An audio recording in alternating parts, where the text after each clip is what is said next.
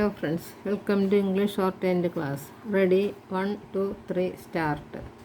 Many young Israelis and Palestinians reject violence in the long run and favor non-violent forms of negotiation as the best approach to achieving self-determination and security.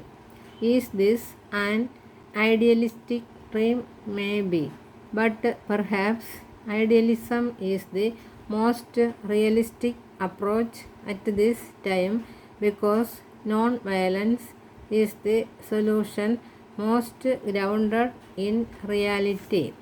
As we have seen in the past 70 years, violence has not worked and submission to domination has been intolerable. Non-violence, it would seem, is the only alternative.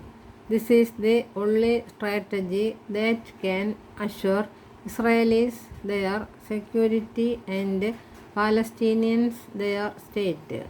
The key requirement for any peace settlement is that violence must end.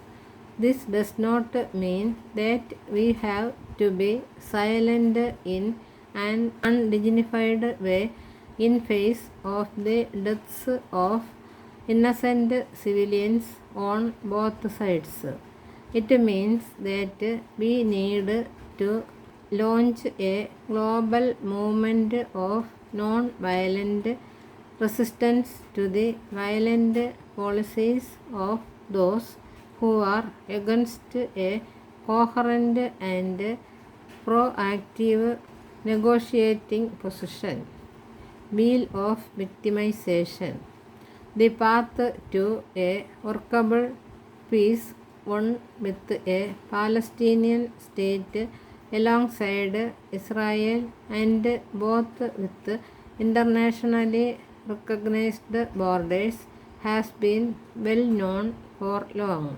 But a succession of Israeli and Palestinian leaders have been reluctant to pick up the challenge. If each side has refused to understand the other, it is because each side has seen itself only as a victim. A sense of victimization has accompanied both sides with a justification and legitimization of violence. There is doubt on whether there can be a partner to deliver peace. But how can we get out of this cycle of violence, and how can the two sides reverse direction and start looking towards the future? No realist would believe that today there is a brilliant formula or shining piece of paper that will end the Palestinian-Israeli tragedy in our time. This is true, but the years and decades to come will be very challenging for both Israelis and Palestinians. Roughly speaking, Israel is caught in a dilemma. If it does not end the occupation and retreat, it will lose both its integrity as a Jewish democratic state and its international legitimacy. But if Israel does end the occupation and withdraw without a peace accord, it will be perceived by its neighbors as an act of weakness.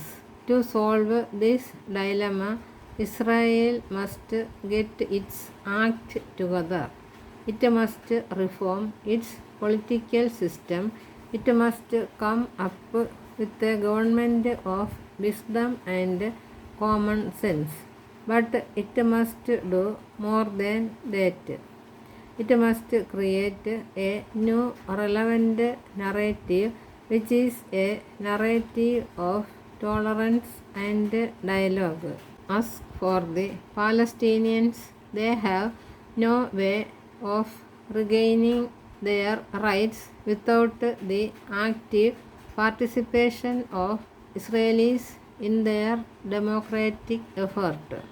If there is a permanent agreement with the Palestinians on this issue, Israel will no longer be able to view its Arab citizens as permanently suspect and unofficial enemy agents.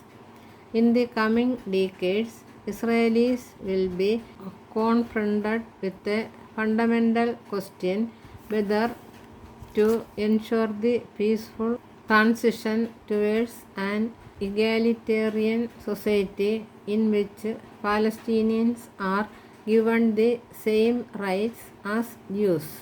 However, this does not mean that they have to artificially engineer solutions. On the contrary, it means that for one people to realize their dreams, another should not lose everything. It is time for Israel and Palestine to underline the renunciation of violence and murder as a moral imperative and an alternative course of action. But for that, they both need to understand that they are victims of the same fear, prejudice, and intolerance.